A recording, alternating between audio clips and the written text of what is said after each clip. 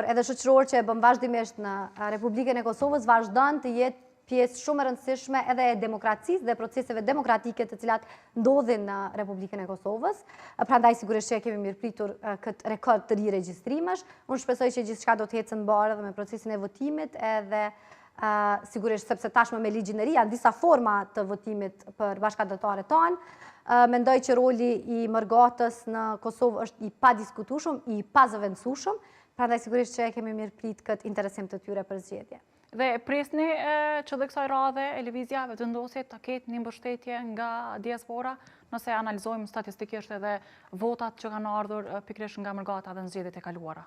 Absolutisht, unë besoj që lëvizja vetëvendosje do të ketë, vazhdoj të ketë mbështetje më të madhe në Mërgatën tonë.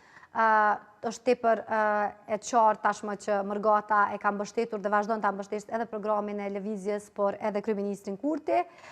Ky besoj është një realitet i ditur, por prapë po them për te i kësaj, për neve është shumë lajm i mirë, fakti që Mërgata ka vullnet fillimisht të përfshihet në procese demokratike edhe të jap kontributin e saj si vendimarrëse. Kur jemi tek Mërgata, do ketë ndonjë pjesë të plan programit juaj pra qeverisës që do i kushtohet pikërisht Mërgatës?